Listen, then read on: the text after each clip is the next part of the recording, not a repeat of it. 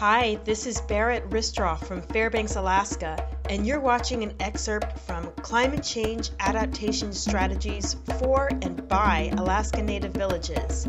Please check out my YouTube page for more video clips on this topic. In another video clip, I talk about ways communities can get climate information and get tribal staff up to speed. In this video clip, I'll talk about what to do to bring in more partners. So, you've got the tribal staff on board.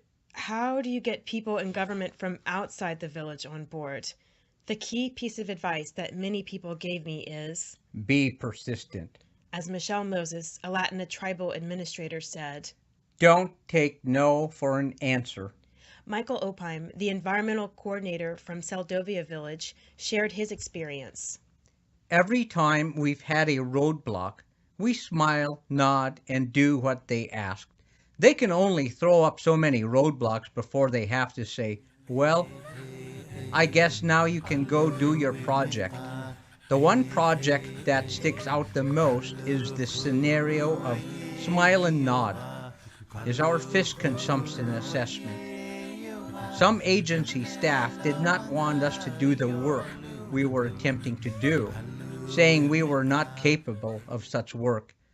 These are the people who are supposed to be helping us succeed and build our capacity to do such projects. We jumped through all the hoops, and in the end, we got to do our project and prove them wrong. Tribes are capable and tribal staff are smart enough to get it done.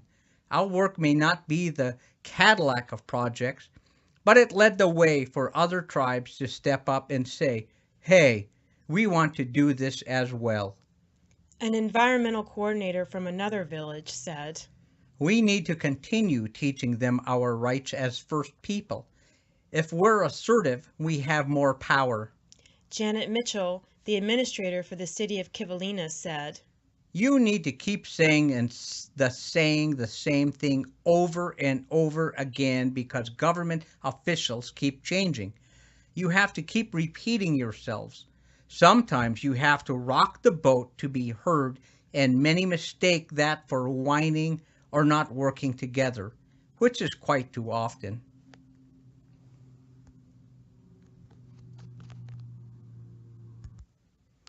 Janet had an important point. There's lots of agency and legislature turnover, so it's important to educate and re-educate policymakers. Tim Hammond from the Bureau of Land Management suggested that tribes work on MOUs and cooperative agreements with agencies. This can help maintain agency knowledge through turnover. Another way to handle this is to build relationships with people in the private sector who will be consistent supporters. It helps to make climate change impacts more personal to outside officials.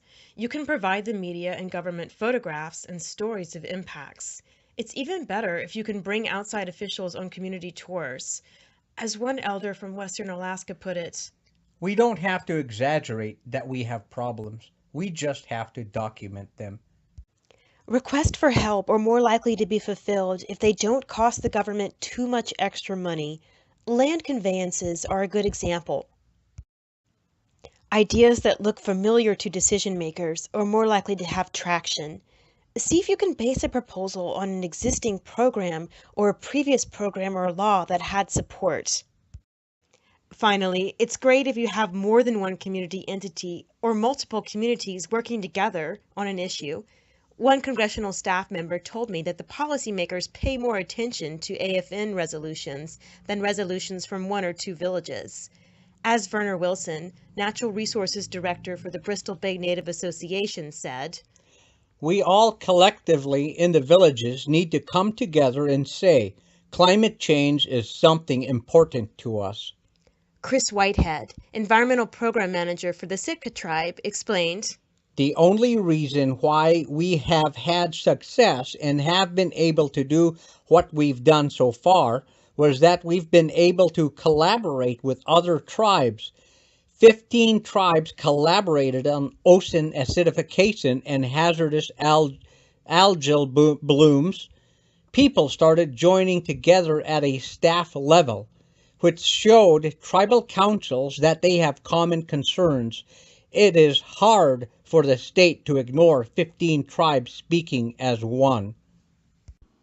Many village leaders have been able to build relationships with nonprofits and key agencies that help with adaptation, like the Federal Emergency Management Act, or FEMA, and the Army Corps of Engineers.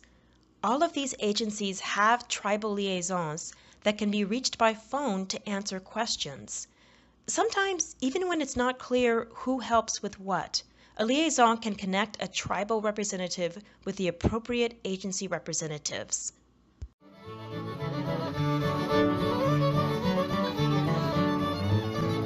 Another way to find out which agency offers what kind of help is to look at the catalog of federal resilience programs for Alaskan communities, which can be downloaded online. It can be helpful to meet agency representatives in person.